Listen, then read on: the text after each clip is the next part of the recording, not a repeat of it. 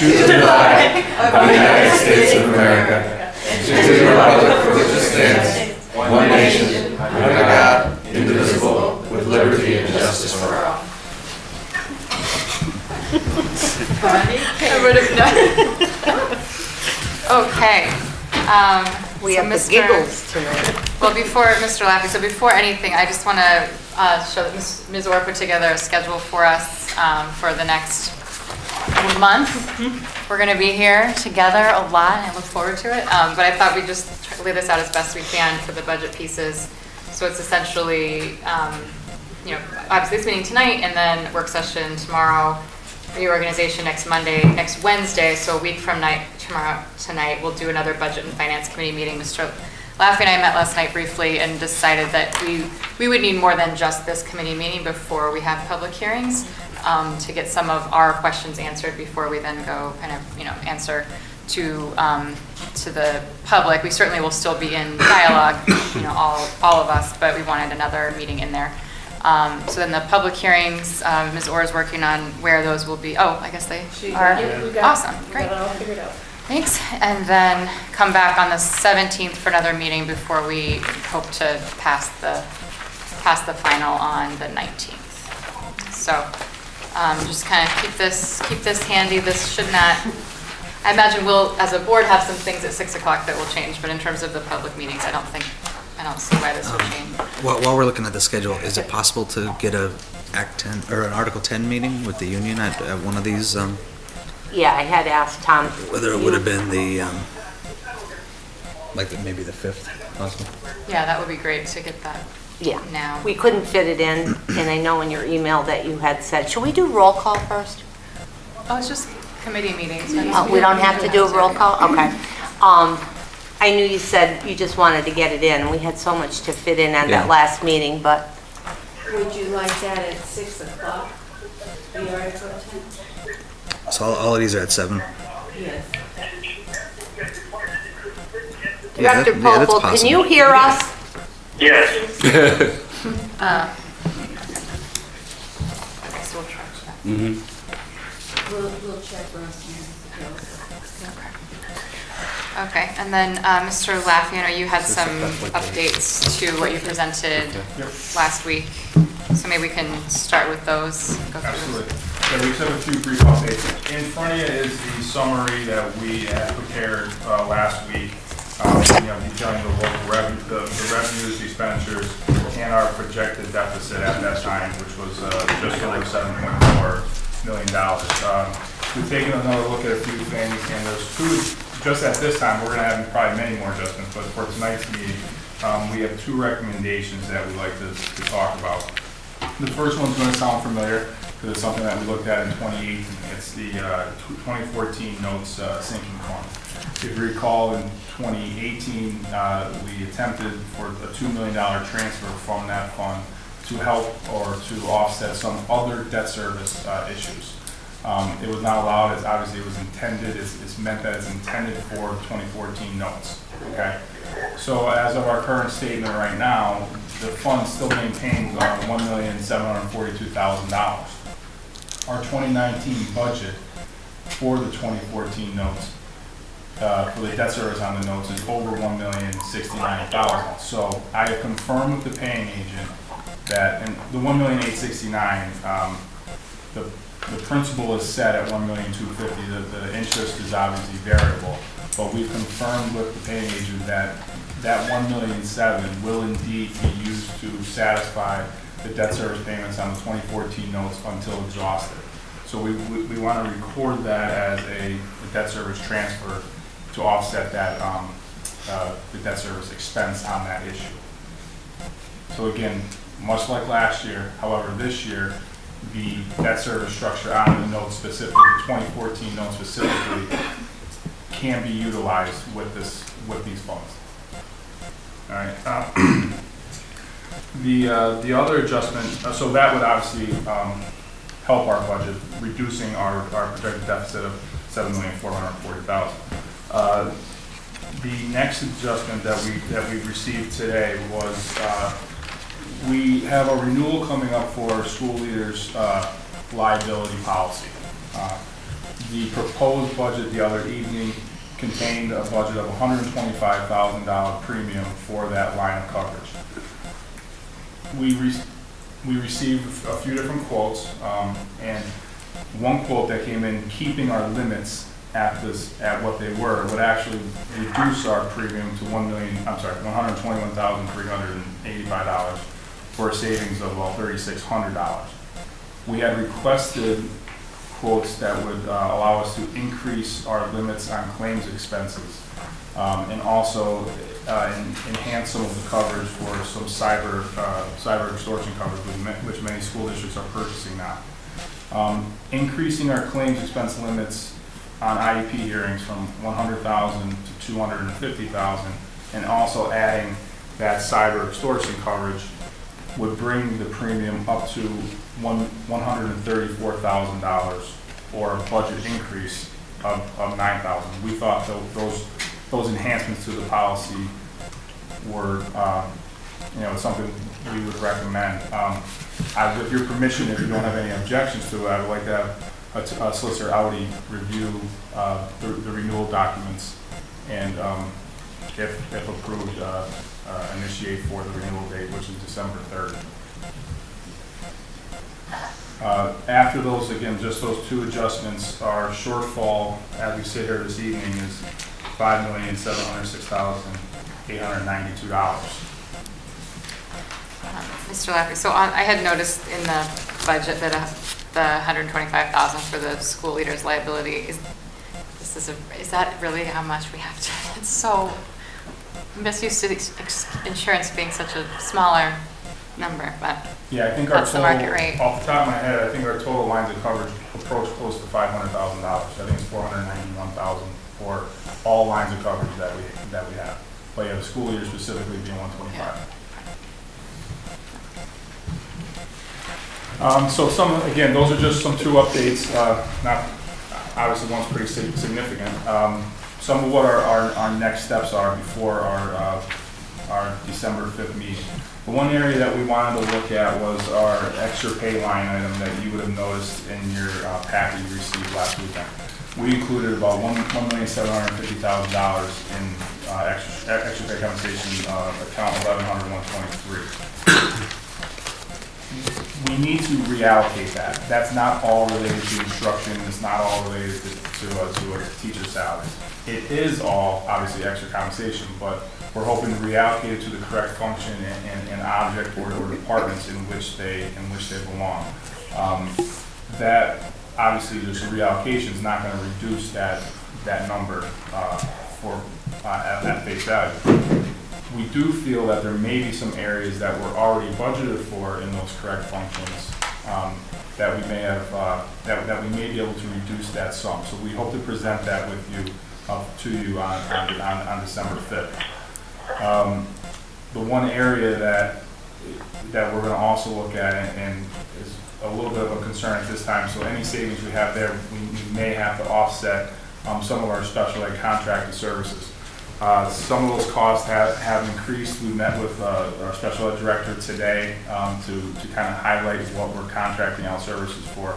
So we need to take another look at that, and there might be a possible, again, not just a reallocation of salaries, but from a salary line item to a contracted service line item. But we will have that summarized for your next for the next week meeting.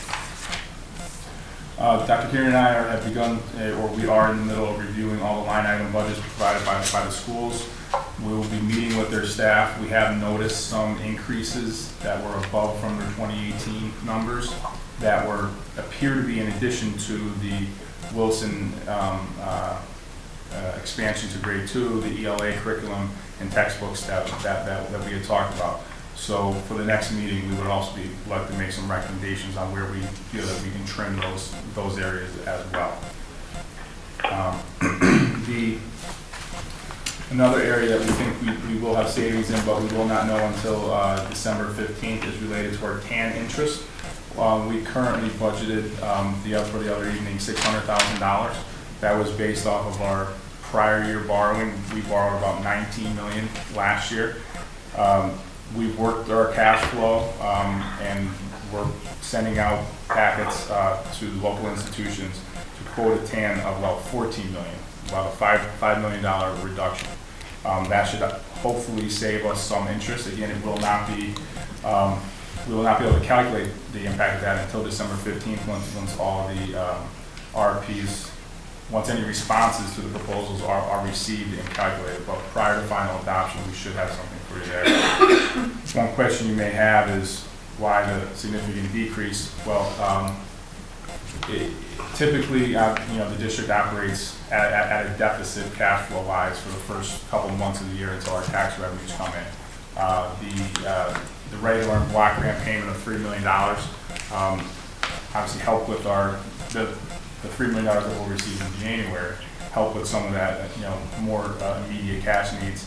And also as I reported before, we filed some PlanCom reimbursements, and we received about $2 million of PlanCom reimbursements that were not budgeted revenues in 2018, so they weren't, to match expenditures. They're actually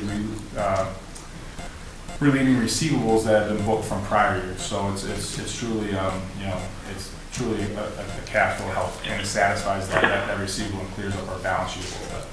So, so those are some areas that, for the December 5th meeting, we're going to have some input. The first three, the TAN impact's going to have to wait until probably I believe the meeting the 17th. Yep. The next packet that you have behind the budget summary was distributed to you at our last meeting also. And these are the staffing requests that were prepared or requested by the principals. What's new to this list now is the cost impact on the right-hand column. We've gone through and these are front and back also, just so you know. We have gone through and calculated what we feel some of these positions would cost the district. Just on the very last page, there are some budget impact factors. We utilize teacher salaries, master step 4 for any teacher position. The parapro salary, that's step 10. Hall monitor salary is what it is. The locker room attendants are considered 200 clerks in the district, so that's per the 1201 agreement. The maintenance is what a first year maintenance employee comes in at, and the vice principal is a master's 15 step 1. We estimated some health care, and also we utilized our market value aid ratio. So what this is truly what the net to the district is after the state reimbursement for the FICA and PSERS. So I just wanted to comment on this. This is not our administrative recommendation. This is the principal's wish list saying, this is what we want. So you had Mr. Butka come and he requested more people. Then Mr. Coyle stood up and said, well, you just gave him 2 people, so now I want another assistant principal. And so this is pretty much their wish list. This is not our recommendation at this point, but we wanted you to see the impact of what they're asking for. And this is what they feel they need to make their schools run smoother. So there are more positions on here than you furloughed last year. So That's what I was going to say, Doctor. I'm looking at this list, and this entire board struggled with all these furloughs, and we went through all the schedules. I mean, we really did a lot of work to do this, to keep ourselves cost effective within the guidelines that we needed to work. But it seems like this list is replacing all those things that we cut. it is replacing a lot of those. And as I said, this is their request. It is not our recommendation at this point. This is first blood, as Mark said, their wish list. Well, this is okay, it's the second quarter, so this is nice to have versus need to have. We've gotten to almost 2 quarters. That's right. So it'd be nice to have this, but right at this point, Yeah, we don't need to have. right. In total, I believe I counted quickly before coming in, it was, I think, 71 positions ranging from hall monitors to vice principals. So, and again, it's on the back of page 2, I'm sorry, is what we calculate that total to be with the salary and benefits. I'm sorry, the back of. So the total I see is $4 million, $64,000, $64,064. Right. That's Increase what- in salaries. Yeah, these Just salaries, benefits, and salary net. benefits, yeah. And again, these are not budgeted positions as we sit here this evening. I will make note that we did not put in any cost impacts on, again, just above that 4 million, you'll see the central office staff. I think as I noted, there's the budget for the business office still holds that position. The human resources director position is also budgeted, as well as the IT director. So we didn't add anything in there because those wouldn't be technically like an add. Okay. And on your proposed general fund budget, the update, we have 5. Just for Mr. Popel, because I'm sure he's trying to imagine what the updated general fund deficit is now 5.7 million, and what I don't think we said was the additional cost is going to be just over $4 million, just so you can follow along. So that 4 million hasn't been added into that 5 No. million if all this were to be No. input. Understand. So Dr. Kurian, I'm just guessing, I'm not guessing, I know that you and your staff will be looking at the wish list We and applying it absolutely to on a needs basis. will. That's right. And the last piece of information you have is which I was asked to prepare, is the various estimated tax levy scenarios if the board was to consider it. Before you went to that, could we go back to the staffing Sure. piece? I wanted to bring your attention to, I believe it's page 3? No, page 4. Special education, That's what jumped out at me. yeah. So Sharon is preparing a presentation for you to show their special education's justification in the need for these people. But if you recall, last year at this time, we had a request for 10 paraprofessionals. Now we're looking again at 12 special education paraprofessionals and 12 additional special education teachers. So these paraprofessionals are in addition, 12 additional paraprofessionals? Yes, and 12 additional teachers. So she is preparing a presentation for you to see why she is asking for all of these positions. Now, the 12 special education paraprofessionals, are these in place of the CARES, or that would be? PCAs that you were asking for? The one and the same. That's what, okay, Yes. thank you. It's not in addition. So you're saying students coming in or already here already identified that they require these Yes, by mandate? All 12?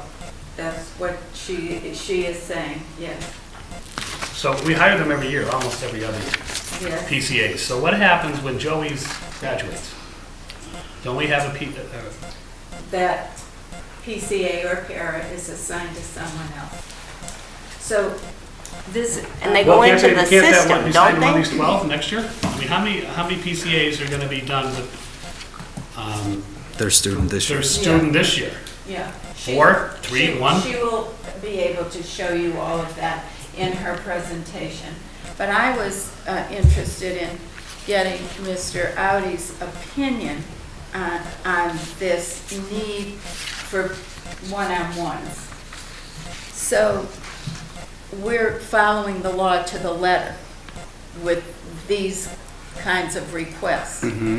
And I believe that I understood there's a way that if a school district can't afford to do exactly by the letter of the law, there are ways that we can begin to share different PCAs and paras.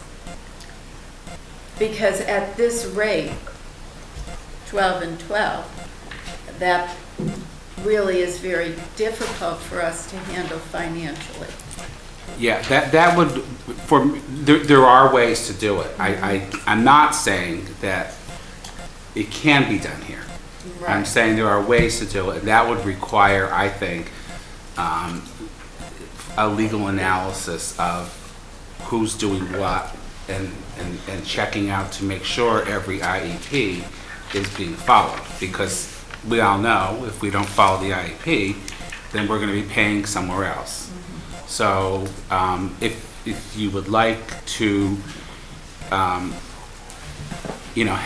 have someone from our firm in the special ed department look into that and make an analysis with Sharon or with the board or with you, that's fine. We would be happy to do that. Well, right now, we have PDE has offered to come in and do that analysis. Oh, great. When they complete the analysis, it would be great to have Us review your it. legal opinion on that. We would be happy Mi- to. We had this conversation, I believe, a year ago, possibly two, where there was a need for the PCAs.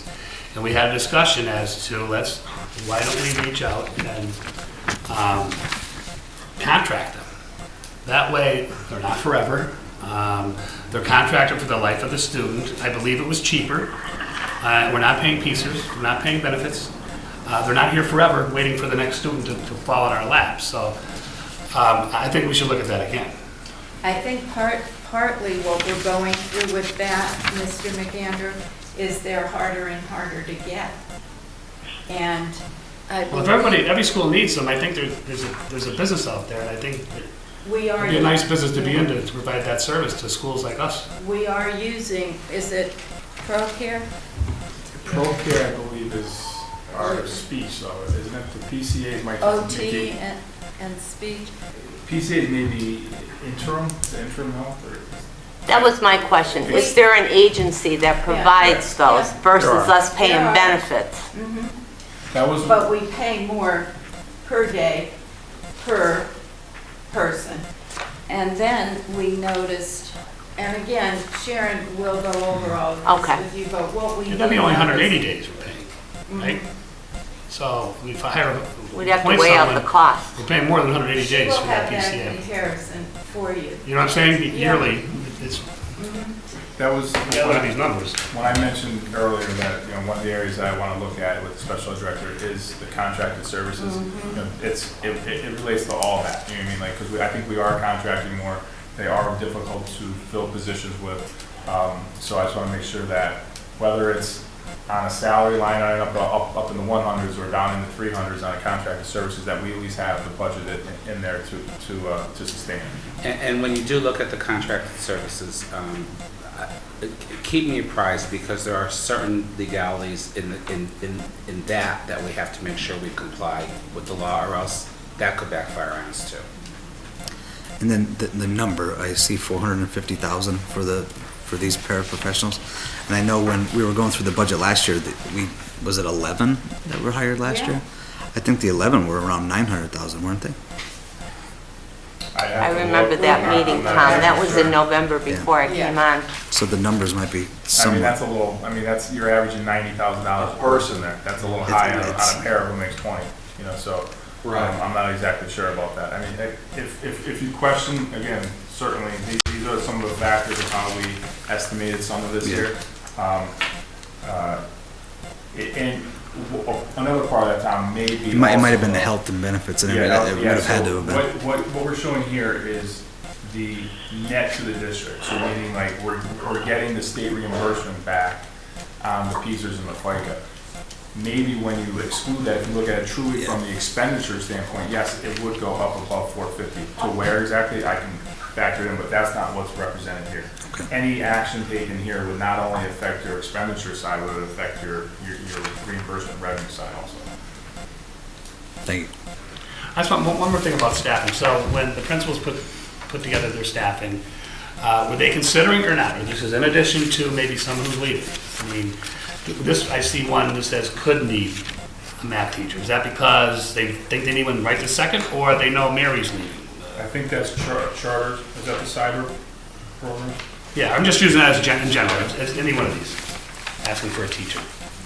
Yeah, I mean, like, when you read through here, you will see, some people did note that they anticipate a retiree. Well, we didn't cost that out, because to me, that's a swap, like, Right, sure, we're that would be- replacing existing budgeted positions for. So you will see one or two there where they said, next year I may need a kindergarten teacher, because my kindergarten teacher's thinking of retiring.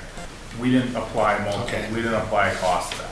The piece of that also, when you're a principal, you're doing your staffing needs in the spring. We have to do our budget forecast now. So it's very difficult to forecast in December what you're going to need for the next school year. So I can understand how they put that down, but you don't know those final numbers until you do the staffing. And we usually bring the staffing to you in February, but this year we tried to get a little bit of a jump on it to show you what the principals are thinking at this time of year for next year, and give you an idea of what we may be facing. Right. That goes back to that fiscal year thing again. Yeah. So it's very difficult to plan for next September in Yes. October, November of this year, but we'll be taking a closer look at all of it. And there was another piece on here, the cyber school. Our cyber school, when we did this, I believe was up to 198 students enrolled, and just this week we got 7 more enrollments. What's happening is when these students are choosing cyber, we have over a $2 million stop loss of them going to a different charter. But then that's requiring us to need more staff. And so we're working on trying to balance out our need for staff and the stop loss, and where does that meet. We may have to put some parameters around our own cyber school, because what happens, and we've talked about this before, they're coming from all different classes, not one class. So we're looking at the schools to see, is there any one place where a large number is coming from one class? So we would be able to collapse that class by distributing students into other classes.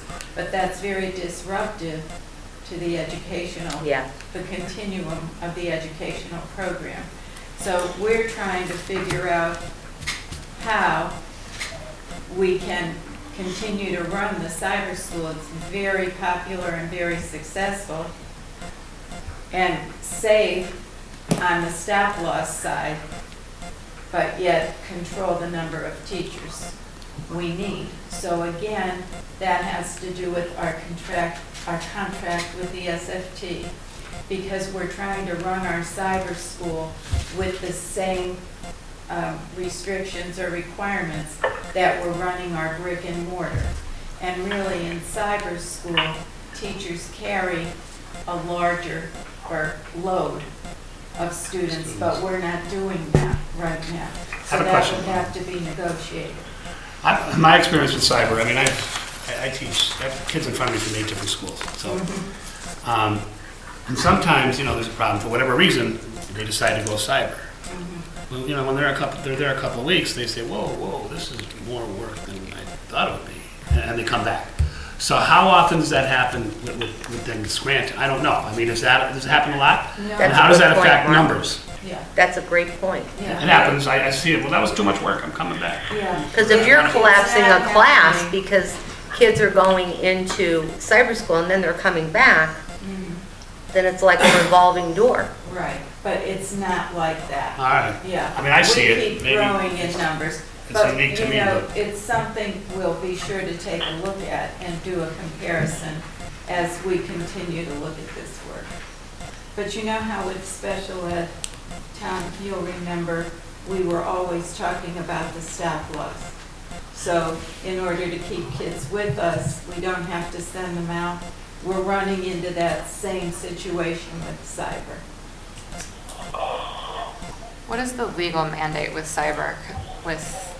I guess broadly, it feels like, and maybe, I'm sure we're not the only public school district, we're basically becoming kind of an umbrella company with a bunch of small businesses, and we don't have the capacity or the money to operate that way. So legally, do we have to have a cyber academy? Or is this something that we're trying to do because we're trying to keep kids in the public school district? Right, and keep their Subsidy, we want their entity subsidy. Their funding with us. follows, My- funding follows the My kid. experience has been, Director Cognetti, that in the districts that have open cyber schools, it's to stop the floodgates of students going to other cyber schools where the funding follows them. Right. I know everybody just said that. Right. And as I think the best way to describe it is the stop loss. So it does put a plug into how much funding is leaving, and we're still meeting the needs of those particular students who are not happy for whatever reasons they have with the brick and mortar schools. But very few schools now are simply brick and mortar. I mean, that's less and less. You look at curriculums of students now, between a cyber course here, a brick and mortar there, a charter, well, not even a charter, but they'll go to a college for a class. And very few students stay in one building anymore and go through 7th through 12th grade and graduate from that building. It's just not, it's very Right, but having the expensive. school district be the operator and funding source of those other places they go is what is hard, because you get something like this where it's like, oh, we need all these teachers. Well, Well, the bigger I don't problem. have the math here of what this all looks like. The but- bigger, I'm sorry, Director Cognetti, the bigger problem would be if we didn't do that, then we would find ourselves with the loss of the funding and not being able to support the teachers we have in our brick and mortar schools for our students. That's why districts have done that. It's still an expense, but it's a much less expense of having the funding completely gone. Wouldn't we lose teachers as well if we didn't have it? Well, as class sizes reduced, they would, but more importantly, I think, the funding that goes along with The those students. funding would follow the would- students. Subsidy follows them wherever they go. Right. would be a very, very serious blow to an already fragile budget. And You don't have a good track record getting them back, do you? PFM had made the recommendation about a center-based program, which we had already had in place, and the cyber program, Yeah. which we were just launching at the time PFM came in. So those are strategies that they recommend to help districts who are struggling with their Right. budget.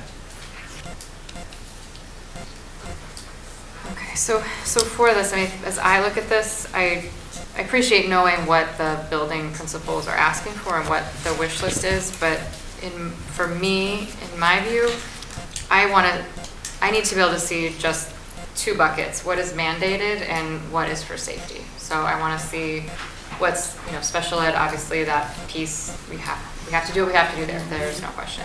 And the second piece of that, things like future ready and some of the things that are mandated by the state, by the federal government, we have to be able to reach those goals. And then the second piece on safety, we had a long discussion last week about hall monitors, but as much as we would all love to just give this $4 million and hire teachers, what was all that for last year? Well, that's what I said earlier. And as I So- said, this is And we not our struggle. Yeah. recommendation. But The safety piece, Mr. Coyle brought to you, asking for another assistant principal, and Mr. DeLuca, another assistant principal, which they're used to having, which we, as a board, reduced by one.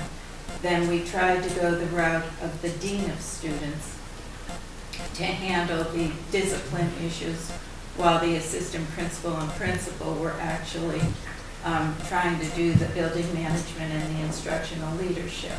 So that model we had for 1 year out west with the dean of students. then he went somewhere else, and then we had a hiring freeze, so that position wasn't replaced.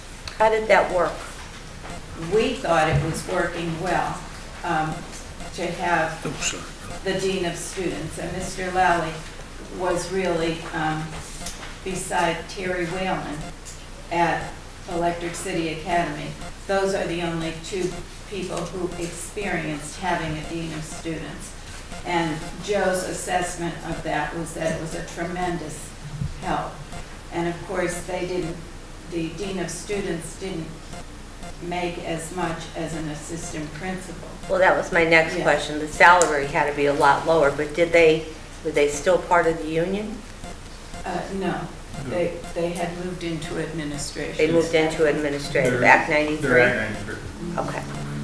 And there's probably, I think, on the Act 93 salary schedule, I believe a dean of students is on there. We can check It that is. and look and see what it is. So I think from last meeting, Director Popel, when we were talking about the health and safety piece, he said, you know, I could see doing something like this if we were able to free up money in other areas. And I think that's a route maybe if we were to free up money in other areas, because what I see here, I mean, even going to well above the cap, we're taking in $3 million compared to a wish list of $4 million. So we're not touching anything here. Are there any recommendations for expenditure cuts? Yeah, we will, Pat and I are Yeah. going to be continuing to work on that. But when you look at our central staff, we're down to a skeletal staff here.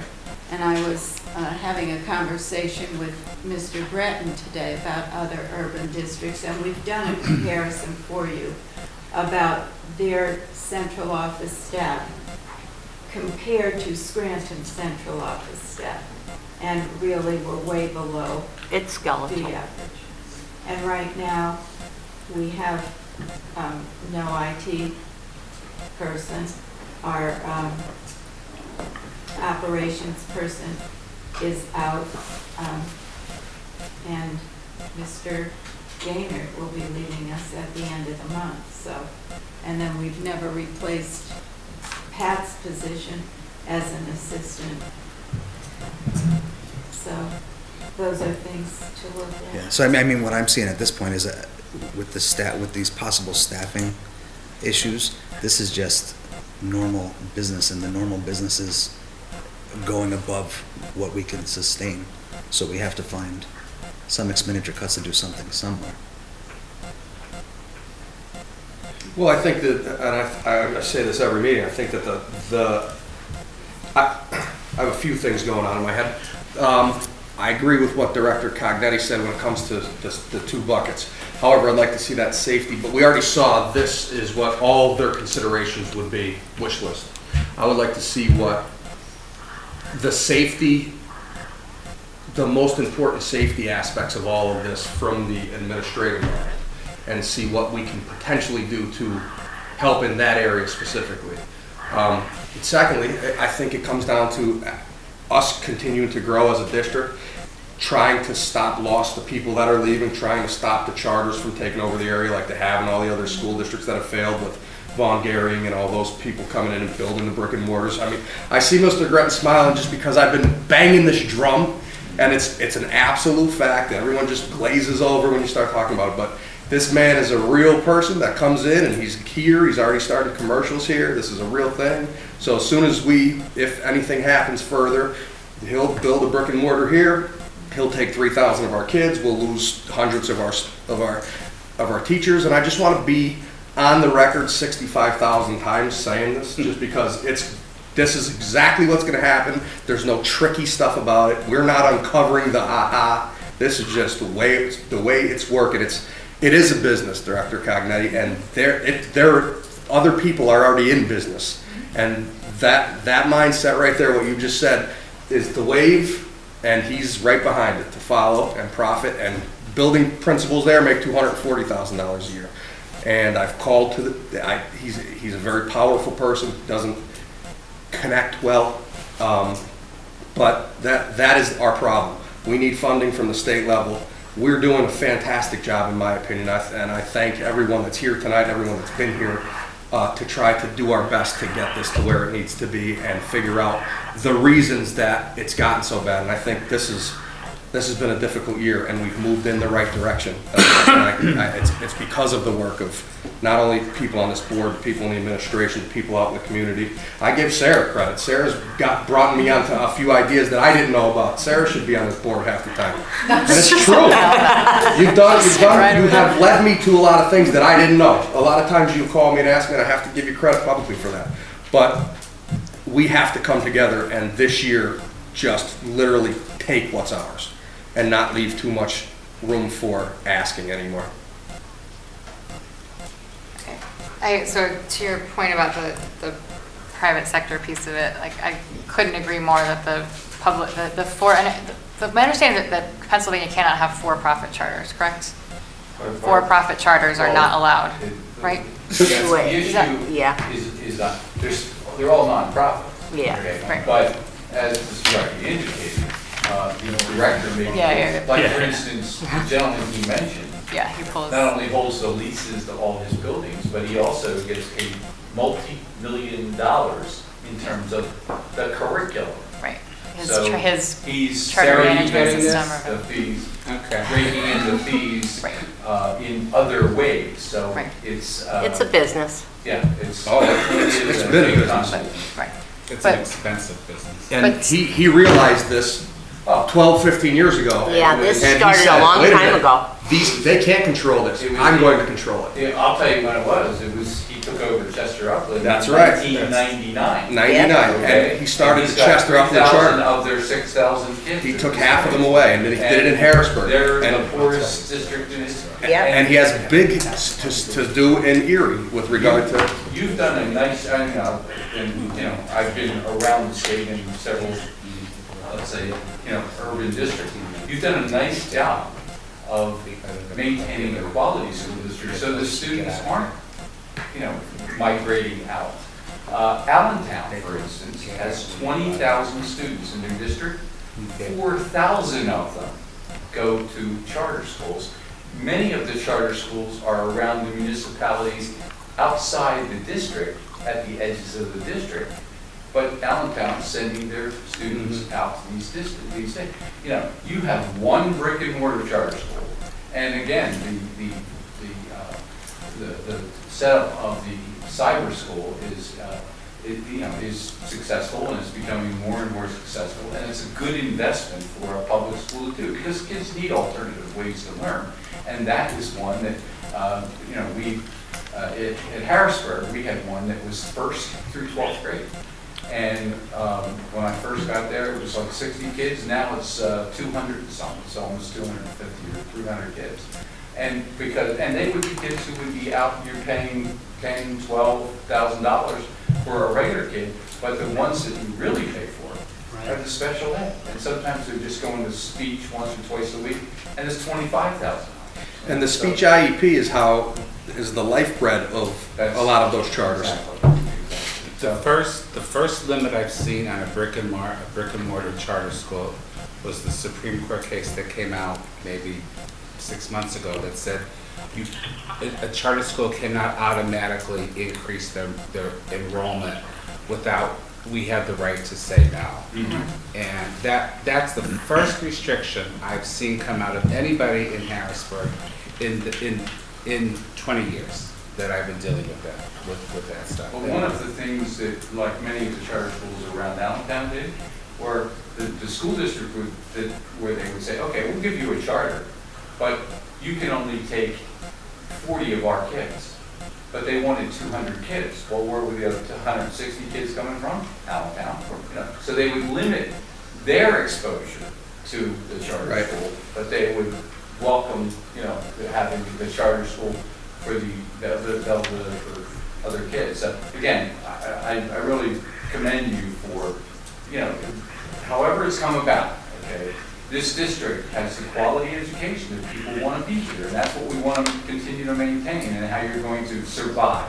Because if the kids start migrating out You know, you're gonna pay more for them than you are per child. And again, Dr. Kurian just indicated, it's not that you're gonna get 6 third graders from a certain school leave.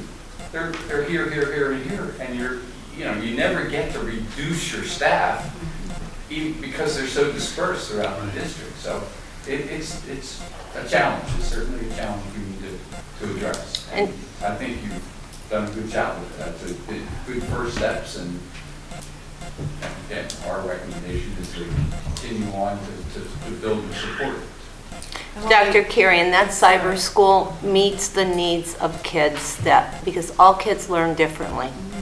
And for years, kids have been addressed in the brick and mortar schools with the cookie cutter curriculum, like all kids had to take all of these classes. When there's kids that work with their hands, there's kids that work better with computers, there's kids, and I think the cyber school met those needs. So touche to that. Thank you.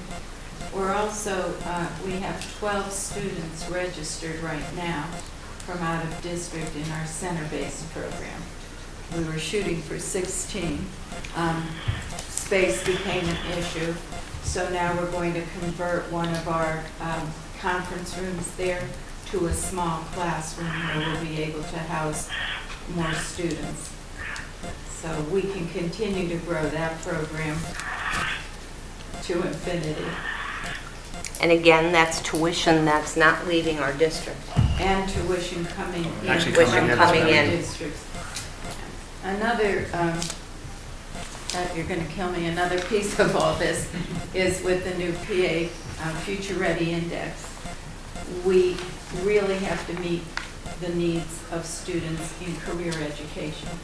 Yeah. And we are looking to try to expand our enrollment at CTC. We're having an issue with that. Again, it's contractual. We need our students to be there more hours in a day. So they would need to take some of our core courses there. And our contract does not allow that. So that's something we would want to think about in our new negotiations with our SFT contract. Because in order to meet the state requirements, our students need to be there a longer day. And take math like some schools do. That's right. So that's another challenge we will be facing. Can we build the core for those career students to be taught by our teachers and then give those students more time to go down to CTC for the hands-on? That's what we're doing now, pretty much. Our core is here, and they're doing hands-on there, but not enough of them. And Mark, you're there. Some programs have hours, or hour-based They're versus not credit-based. So if you're not there, you don't get the hours, you don't get the industry certification. Right. And then also, I mean, our high-stakes testing, the equivalently is NACTI. And Right. now we're helping with the SPP now. Our scores matter because we're an elective. We don't have we don't have the school performance profile. We don't have that. You guys have. Right. Scranton does. So when our kids achieve, or your kids, or our partnership achieves, your scores go up based on our Right, and now with our the, schools achievement in our testing. with the PA Future Ready Index, they're focusing more on that. That's one of the 12 Sure it is, yeah. areas. So our SPP, we won't have an SPP anymore. They're going to take these 12 areas, and we'll explain all that to you in a separate presentation. But that's something else that we really need to consider looking at, and then that might help with our faculty. In other words, that's how, if we had children taking mathematics, for example, at CTC, that would be a reduction possibly in a math brick and mortar, Right, and we can get that teacher over into our cyber school. in the cyber school. So it's like a big puzzle. Mark, what are the hours at CTC? What's your school day like? Our school day is 8:15 to 3:15. You ready to? But our classes aren't 45 minutes, they're 2.5 No. hours. So So students say from Mid Valley or Valley View or Dunmore, since we're 2.5 hours, they'll take a 45-minute class, Right. a math Maybe should class. have been texting Steve. And that way, they get all their needs. It was probably an hour. They were to stay home, back to school, Right. because they can't work it in if they go back. So Mark, how many classes do you teach a day? I teach two. Two, 2.5? I have 3 levels, level 1, level 2, level 3. Level 1 is 10th grade, 2 and 3 is 11th and 12th. Budget committee. Sorry, I lost you. Hold on, I'm sorry. I don't stop them. They're all two, they're all. You don't have Sorry. preps. They're 3 Please hours, don't apologize. half an hour prep during lunch. So, Okay. We'll be looking at all that with you. I'm as- looking forward to that. As we move forward, but we have some thoughts. Great. So I think with that whole conversation, I think we need I mean, I've been wanting to figure out, Mr. Duffy, who we can bring in to talk about the perils of essentially getting taken over. What does it look like to have Mr. Vince or whatever his name is? What does it look like to have him come in and take over? Like, I think we need the community to understand what that looks like. Absolutely. People don't quite, why would they be following these things? But to that point, then, as we look at what we need to fund, if we end up adding teachers for the cyber academy, we will get completely skewered, because without more education of the community and of everyone that comes to these things, but anyone who pays attention, people will think that we're just adding teachers, right? So I think that we need more education on what does the modern public school district look like. Maybe it is a conglomerate, and it has these special education brick and mortars, and it has cyber brick and mortars, and maybe that's the conversations we need to start having publicly and start bringing people in to talk through those things with us, so that we set that stage for people that this is a different type of thing. And when we are adding teachers, we maybe are adding them in order to save ourselves, the loss of things. But I think that just gets lost because people, when they think of education, they think of the one big building, and it's just full of teachers, and you all, school board members, are, just throwing cash at everyone. That's, obviously what everybody thinks. But we need to maybe start messaging, like what, and for me too, like what should that look like, Mr. Grant, Mr. Audi, like Dr. Karen, what does that district look like? What do those successful urban districts Well, look like? I think what we're trying to present to you is what a district like that looks like. And we've been slowly transitioning into that. You hear me often say more time and opportunity for students, which is to give them different ways of learning in different educational settings. So, prior to this board, the board before you, with Tom and Mark, Paul, that's what we've been moving toward.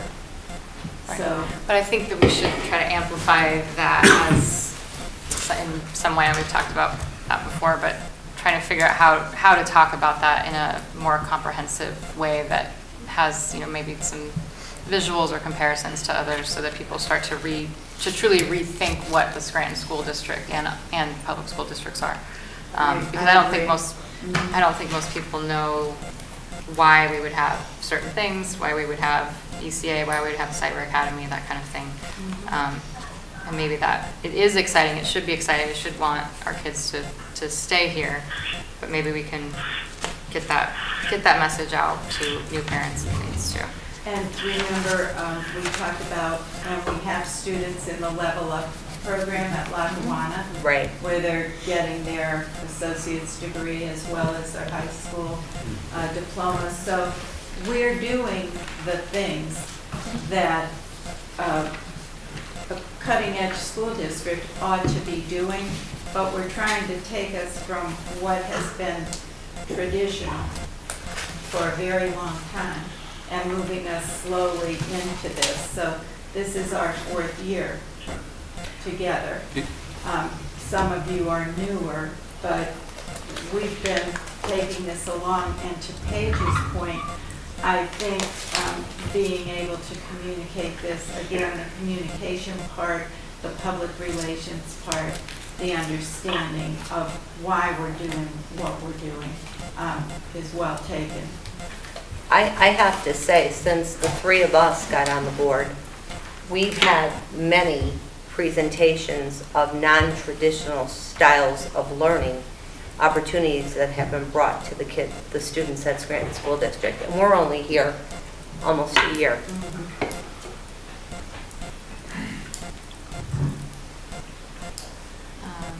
So that will be on the task list. If I may, just one more comment on that, if you don't mind. No. I also want to say that it's not an easy transition to go from brick and mortar to a school that has many different faces, because the laws did not anticipate it, the bargaining laws did not anticipate it, and the collective bargaining agreements did not anticipate it. And I've literally been in situations where I've had rulings say, no, you can't offer Chinese for free because that's outside the bargaining unit, even though we couldn't hire a Chinese teacher. So the students had to do without it. So that's the kind of roadblocks that we face when we do try to modernize, and you know, we kind of need we have to, when you talk about educating the community, we have to educate everybody. You know, Harrisburg doesn't understand it. I mean, I'm not saying the Department of Ed doesn't, but, you know, it's not the Department of Ed who makes laws and passes laws. It's not the Department of Ed who runs the Pennsylvania Labor Relations Board. It's not the Department of Ed who analyzes contracts and rules on whether they've been violated or not, because we're trying to do what our students need. We have a lot of roadblocks thrown in us. But my brief experience here, hearing the things you have, you've made a lot of accomplishments in a few years, it seems to me. Sorry to take up the time. No, thank you. All right, so that was everything before the tax matrix. Your favorite one pager, my least favorite one pager Yes, no one likes all this, time. right? Again, we wanted to kind of provide some information on potential tax levy scenarios. We gathered some information. We obtained what the assessed value is. We recently received that from the assessor's office. We used the median assessed value of 10,000. I'm going to confirm that number as well. So there might be some immaterial, slight changes to this. And the collection rate we utilize based off of what we projected for you in 2018. Okay, being I think it was $39,500,000 of collections versus our levy, and obviously that levy is then reduced by the state gaming, like the property tax reduction allocation. So we've utilized 87%. It's been a pretty consistent number. I think we've been in the 87, 88 range for a few different scenarios that we've factored in. So we provided you, again, there's probably about 10 or 11 levels here. Right in the middle, you see that's the index limit, that's the 3.6%. You know, that's what you're allowed to go to without exceptional approval, and obviously the bottom number is what the district's been approved for. There is a little bit of an adjustment, and I just realized that the approval limits you to generate $1,460,070 above your 3.6%. So that $3,049,000 is really going to be $3,020,662. I will make that change. You know, we put the mills in that was on the approval sheet. You know, but it states that, you know, those are the mills, you cannot exceed a certain dollar amount of revenue. So there's about a $29,000 kind of minor adjustment that needs to be made. And we provided obviously the tax impact. From what the district might see, the tax impact on the individual and the estimated increase that they would see on an annual basis. So I'd like to just break that down. I mean, it's fairly plain and simple here, but I'd just like to talk about it a little bit more. The tax impact, if we went to, let's just use the 3.6, is $1,331. So per household, that'd be a $46 increase per A year? A year. Okay. and I just, this median assessed value, that number, based on the 10,000, is the presumption already built into this that the collected value is 3,020,000, or is that the 100% collection? No, so that's why that 87% is up in the corner. Right. Okay, so this has, the amount that we anticipate to collect has been reduced down but to reflect what we're seeing, which is 87%. So that amount that, you know, goes from 0 to 337,000 all the way down to the 3 million, that's 87% of what we, in theory, levy, okay, and what we would receive. Okay. Yeah, I thought I was correct in that. I don't mean to often ask questions that I sometimes know the answer to. I just want to make sure that we've got the right explanation here and what exactly we're asking from people if we were to take any of these routes. Mr. Laffey, when, do you know two things? When this board last took the exception, and two, what other, and maybe Mr. Gretton, you would have a sense of this too, what other districts have done, if other districts, current or recent, have applied it and gone with the exception? There is some statistics that I can probably provide for you. I do not have them for tonight, but I can certainly provide them for next week's meeting or as we move forward. In terms of the district here, the application for the exception, I think was done 2014, possibly. Do you guys? I remember it, yes. Yeah, it was around 2014, Mark. I will confirm that. I have it in my office. You know, so it's saying. And did you apply it, Mark? Did you vote, Mr. McCann? Did you vote it through? That might have been the second time in 6 years, right? Or that was, Yeah, this would be the second time. Yeah, I mean, this. But did you vote it through when you did apply it? Yes. yeah, it did go through, yes. Yeah. But I don't think it was this much though. Well, it's. It wouldn't have. As your I know it millage increased, but as your millage increases, you have a compounding value, obviously. Yeah, and then, The trend is that, most districts do apply for the exceptions, Okay. and then they look at their budget and see, now, you're an exception in that, even with the exceptions, you're not going to come Enough money. near fully funding your budget, so, that is certainly a stream.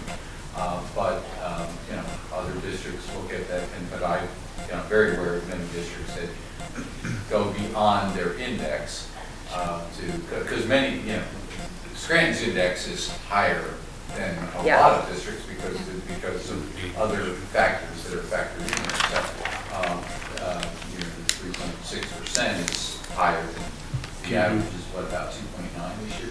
So, already you're high. So that's the other thing you got to consider, the burden on your taxpayers and that kind of thing. So I think, what we need to do is present a scenario that, shows the state that you're making the effort to recover so that you're not put in a position where you have to defend, okay, we only went so far, kind of thing. But, so that's why the budget sessions are going to be very valuable, so that you understand where we need to head and how we can look at paring some of this down. And Pat and I are working on this every minute I'm here. We've been through it thoroughly and found, some things that we could be working on, and that's the idea. so, Mr. Grant, if you can't answer this, I totally understand, but do you have a view on what Harrisburg might be looking at in terms of, let's say that the will of this board is not to heap on more burden onto the taxpayers?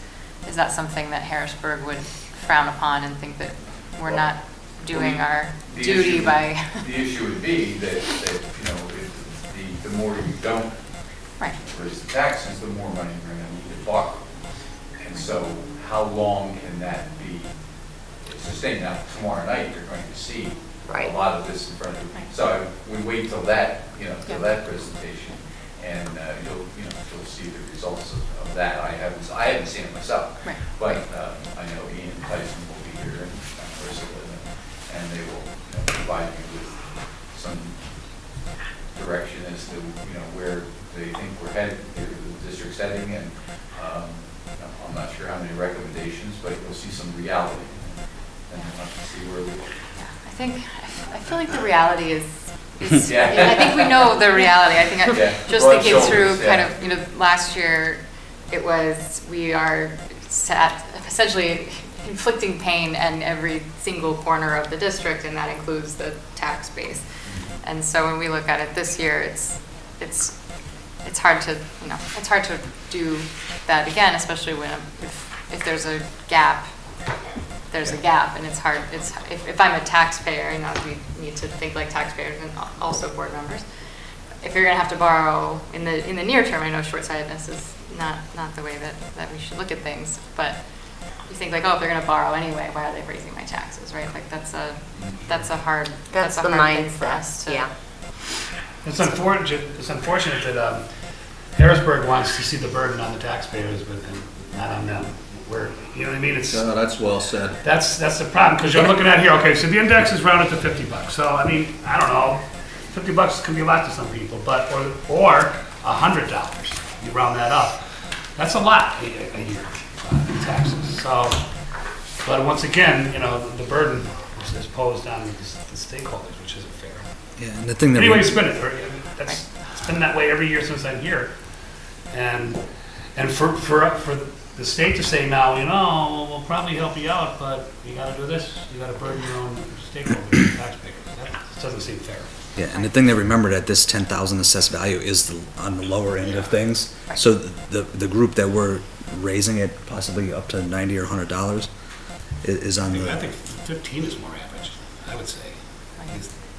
Well, Pat, you get that from the homestead. You know what I mean? Yeah.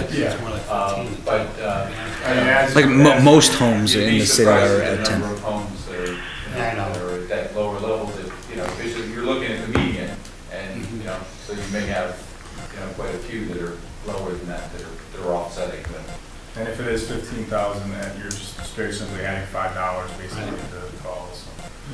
That $100 a year to somebody on a fixed income in Yeah, the that's elderly kinda where I'm getting at. It's a population, lot of Yeah. money. that's a lot of money. My mom's one of those people. $100 a year would put a dent on her.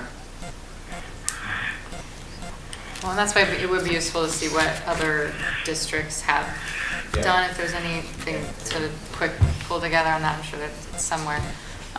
Just to see, especially at districts maybe that have gone, sadly, like the step beyond where we are, what their tax base was asked to do by Harrisburg. Or not asked, but nudged, I guess would be the proper. And I think some of that research was done with Mr. Duffy and Ms. Cognetti. Yeah, that's what they call the local tax effort, and I think that was a big part of That presentation the that we did. presentation, and I think where we sat as of 2016, I think we were 43rd out of 518. So that's the amount of mills we raised on our residents over the past 10 years, added together as compared to what every other district in the state did. And we were, I believe, somewhere in the mid-40s and out of 518. So we're keeping up our end of the bargain when it comes to levying the taxes on our citizens. However, Harrisburg is saying do it a little bit more, and we'll maybe give you a little bit more, and that's why I'm starting to get frustrated. And we've been asking, and they've been responding. So I like to keep that positive attitude going. But we, as not board members, not people as administrators and teachers, we as residents of the city deserve that. My kids deserve that. Your child deserves that. Your grandchildren, we deserve that. We shouldn't have to ask. And when Mr. McAndrew, I think he put it pretty well when he said, it's unfortunate that Harrisburg is shifting the burden to us to give to everyone else. And I think we've done a pretty good job here of doing better than we have in the past. And we deserve that money. Our kids deserve that money, and it's disappointing to no end that we shouldn't be getting it when we start holding up our end of the bargain, and we have to. And that money is a large number. It's about $29 million. We wouldn't be having this conversation. Just to be on average. Right. And that's not an above average district. That's just to be an average district. Just to be nothing special. I'm gonna throw my 2 cents in once Please. again, if that's okay. Yes. I'm not providing legal advice, I'm giving you my experience in the education field.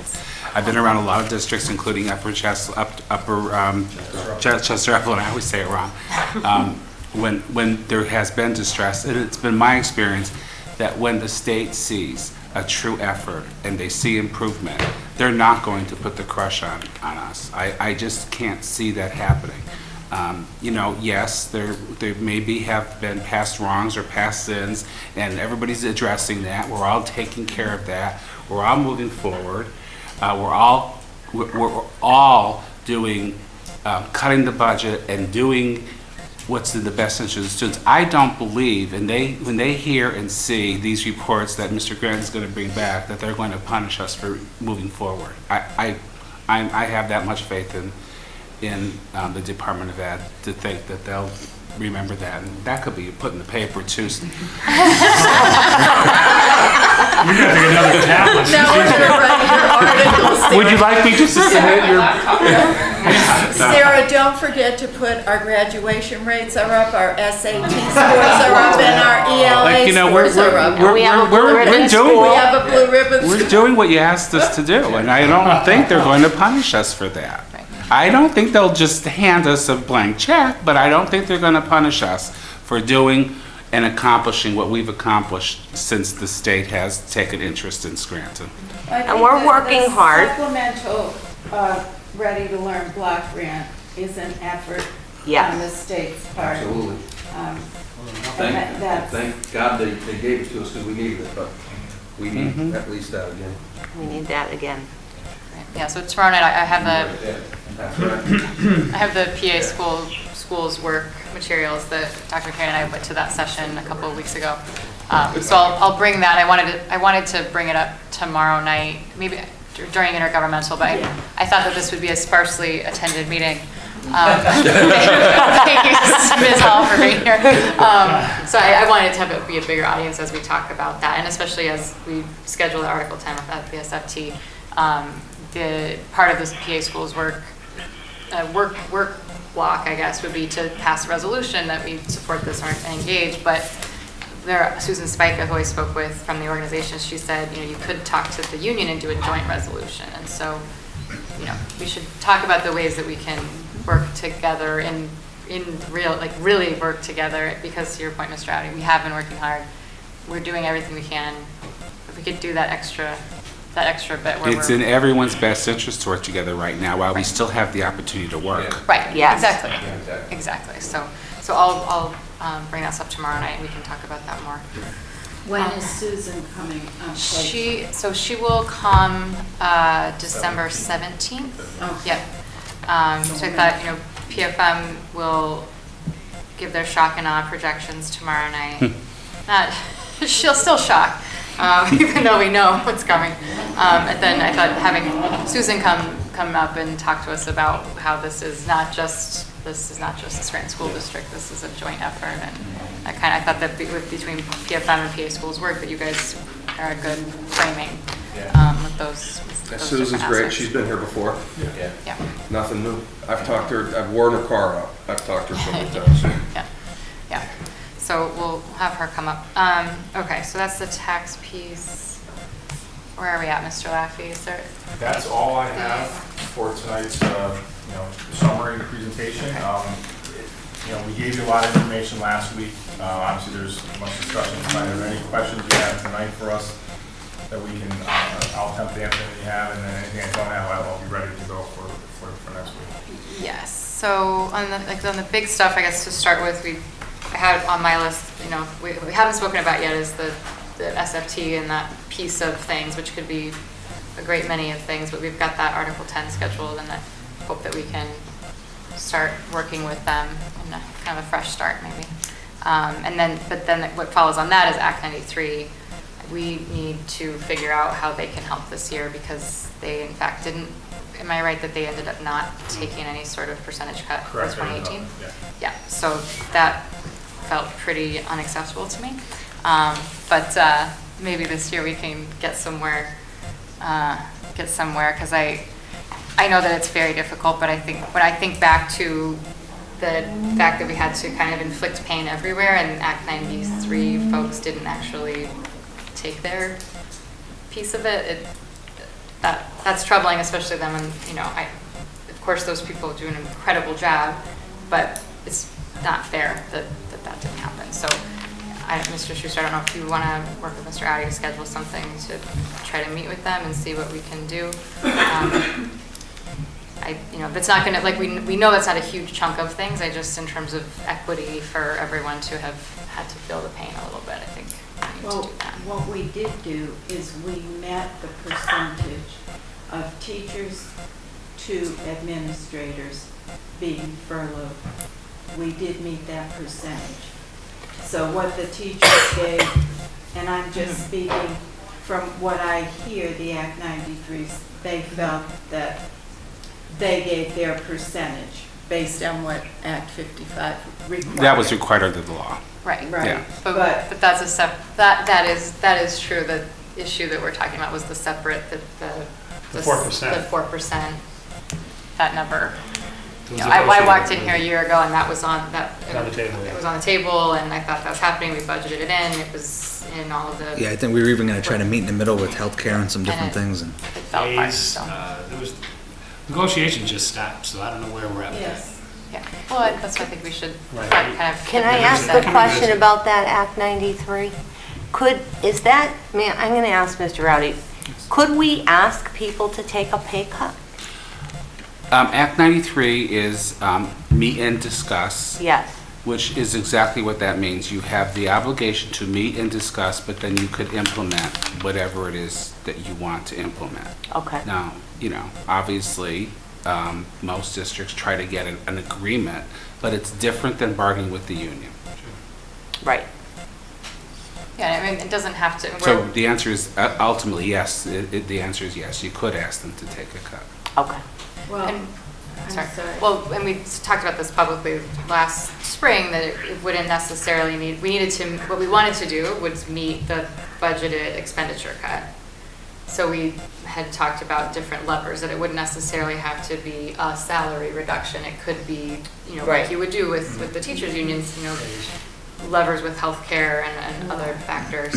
And so I think we can definitely get to something, because for me, it's not, we want to slash your salary. It's not that at all. It's just, if we have a line item of expenditure cut, we need to be able to meet If I that. remember, there were different options that were given, different ways of doing it. Yeah, we had, and it kind of died out, but. I think Mr. McAndrews said it best. Stopped. The negotiations stopped. And if you're ready to pick that up again, and I think we have to, you because want that's, Mr. Audi to pick it up, I Yes. think that direction has to be. yes, please, Mr. Schuster. That's what we're asking. yeah, You're I labor would sharing. say yes. That's what we're asking. Yeah, I thought that for tonight, that those two things, to try to set that up, those were places where we could, I think, save in terms of the 2019 budget, but I think they're conversations that we all have been wanting to restart, and I think we have the opportunity now.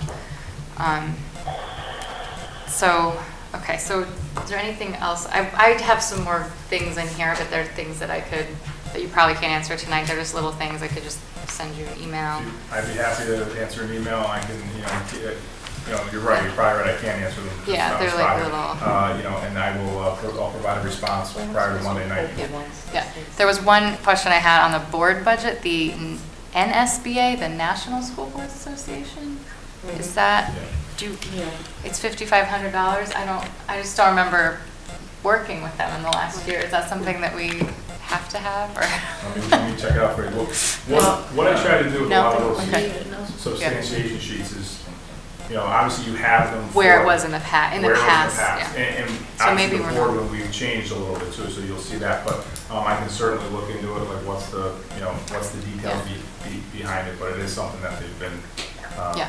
we've been enrolled in the past, so let me Okay. What I can do to help in that regard, our firm and I am a member of PSBA, and I'm actually on the board of the Solicitors Association. And I have no problem forwarding any kind of information to you that we get from them and that I bring back from meetings without any charge at all. And I don't think that you would ever have any reason to go to the National School Board Association, other than this year Pennsylvania is hosting their conference, and I know districts in Pennsylvania are trying to send representatives to that, but it is $750 for registration. So I don't think we're in a position to need to do that. But if you choose to disenroll in that membership, I would still be your conduit because we pay it, because it's important for us to have a presence there and, bring back the information to our clients. Which is great. And then the other, there were a couple other. Well, and that's the national. Right, And because then, we belong to PSBA. okay, yes. And we do use Oh, PSBA. PSBA, absolutely. Right, we are. But we do belong to NSBA as well. Okay, That- I that's the should one we say need that. help. Yeah, I should PSB, say absolutely, I just the NSBA. Yeah. And then the other part of the board budget, that's the advertising for the Scranton Times. We didn't get a response last year to our letter for a request for a discount, but maybe we'll try again. Well, one of the things that we've done, and I work with the business office, is we've significantly cut down, reduced the lines in advertisements for bids and, calendar things and that kind of thing. So Yep. our budget has significantly It is dropped. lower, I know, it's like Yeah. 22,000 or So something now you say last help year, so wanted. Thank you. Yeah. Call. No Board meeting. It's a requirement that you advertise, but, Yes. it doesn't say that you have to do it all just Right, like you see right. some. Full page ad, full color. Sarah, can you take that back to your CEO? Yeah. Okay, let me just see if there's anything else.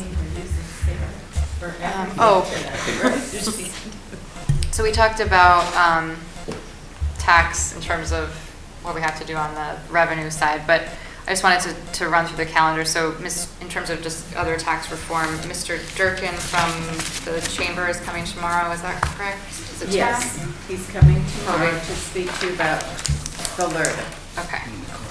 So that's not exactly relevant for the budget itself, but just as we talk about these financial pieces. And Ms. Gilmartin will present tomorrow night on the Shared Services Committee. We've been talking about the LERTA, and also we've spoken, Mr. Gretton, with you before about the payroll prep tax and moving from the business privilege mercantile to that. So that's will come up tomorrow night. And then I thought as well, just to keep it on our radar, a move to a calendar year. I don't know if there's a way to hear, what our next step could be in learning more about that. I know everybody blanks to. Never done that before. Senator Blake is, Yeah, Senator Blake is. Powers of He- be working on. Yeah. They're working on that. He needs to go through the legislature to get that done. Last that we spoke with him, he was going to meet with the PDE attorneys right. to learn what it is he would have to bring to the legislators to try to help this through. So that's where we are on that.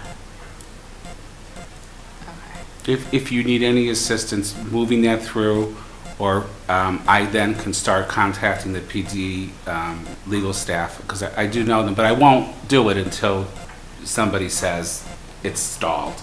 Yeah. It's stalled. Yeah. I believe it's stalled. You I want haven't heard anything. you want to talk to is it Senator Blake Yes. first before I don't want to step on toes and have anyone Can I do angry. that?